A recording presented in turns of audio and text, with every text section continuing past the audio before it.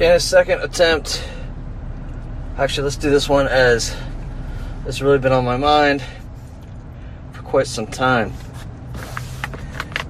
Maybe you recall the story of Aladdin and the genie, Aladdin and the magic lamp, and I think that we can look at this story in a couple of different ways. One is, three. Like I can see this story in three different ways. One way is you are Aladdin. You find the magic lamp. You get your two wishes. You wish for the first thing. You get your wish. It comes true, but it doesn't quite come out the way that you thought that it should. Right? Maybe your communication wasn't as clear to the genie, who is all powerful and magical, and is totally capable of delivering your dreams the way that you've asked them to be delivered. Only he didn't understand them in the way that you requested them. There was not absolute clarity. There was not absolute clarity. You realize this. You say, "Okay, genie, I get it. Thank you for that one. Now I know how you. I see how it's been done, and I'm going to be more specific with my second wish." And so you are more specific with your second wish. This time the genie gets it a lot closer, but still not exact. Still not exact. And while your second wish has been granted, you've grown, you've matured, you understood things, and you've also at a certain point realized that there's a lot that you can accomplish on your own without the help of the genie. You and the genie become very, very close friends. You realize that the genie's been enslaved by you asking for his wishes, by being the master to everybody else, and you become friends, and it's just like if you've ever watched the one on Disney, you realize that his power should be his own power, and not to be utilized for the whims and wishes for others. He knows this. He can't ask for that. He wants to. And due to your realization that you already have everything you want, you've got a life of abundance, you couldn't possibly ask for anything else, because you've had all your dreams come true, you've got all your needs and desires, and possibly to rush things in such a way, you actually miss out on a few of the things that are in between, and you realize that it's not necessarily the wishes and desires themselves that create, the manifestations. It's the creation of the manifestation. It's the journey, not the destination. And you say, "Genie, have your freedom. I want you, genie, to have what I have, and that's the freedom to use your power as you will." Okay, that's one way. Another way is to realize that you are the genie. You are all powerful. You have been the one who has been, granting these small, tiny wishes one day at a time to all these other masters in your life. And that with each wish that you grant, you are helping, you are giving, and people are benefiting, and that's okay. But you're squeezed into this tiny little bottle, this tiny little space, and you've got all of this, power, majesty that you can grant to everybody else, but you can't seem to grant it to yourself. You're not allowed to grant it for yourself. But you know the power that is in you. And it is your supreme wish and desire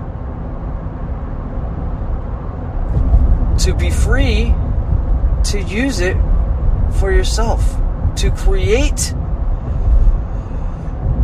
the something that you were put here to create. Only you've got these restrictions on you, these alleged restrictions on you, you've got these wristbands that keep you locked and chained with invisible power to the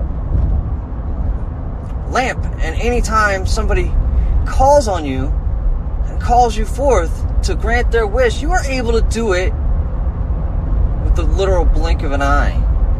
You're able to envision it, you're able to see it, you're able to manifest it, you're able to grant it for anyone except for yourself.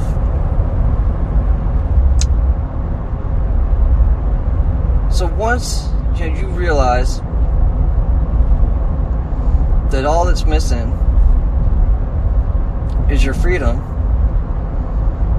to be you, your freedom to unleash the power that is within you, that's locked in this tiny body, that's locked into this tiny lamp, that's restricted to only granting the wishes to others. Once you're granted freedom, you're able to use that on your own. What is that? Let's pretend that you're the genie. Somebody's asking you to give and create something. You're able to do it at a whim. Can you do it for yourself now that you've been released from these shackles, that you've been released from the instruction and direction and guidance of others to create something that is their vision? And now it's time for you to allow the truth and the power of who you are to create for yourself the vision and grant what you would give to the world without a desire for greed. You've seen it done so many times for so many others, and you've granted all these other wishes to what end? To make their dreams come true, to see their greeds and needs satisfied. So that's number 2. I said there was a third one. And there was, when I was thinking about it. It'll come back to me in due time. Today, it's just going to be these 2. So think about it. Are you the one who's... And I mean, that's the third way to look at it, I think. I think the third way to look at it is you don't have to be the genie. But you can work with genies, right? If you're the person recognizing the genius in others, you're able to harness that for your own good. If your communication skills are very good, you're able to make the requests that allow and enable the genie to see his or her power. Think about it. If you're able to recognize and spot the genius in somebody else, you're able to recognize their power, and you're able to put them in a position that helps you get to your wishes, but also leads them into recognizing their own genius. And then you free them. You say, look, you've given me everything you possibly could. And the truth of the matter is, if that person has come along enough, and if you've communicated well enough, and you've put them in a position to succeed, they're going to recognize that own genius within themselves, and they're going to ask, or you're going to continue to put them into places to grow into and expand into. Before too long, in most cases, they've outgrown the role that they're in, and they're able to lead others. They're able to do the same thing that you've done and or are doing, which is to recognize the genius in others, help that genius to grow, and help them to flourish, so that really, honestly, so that they can replicate that process. They can,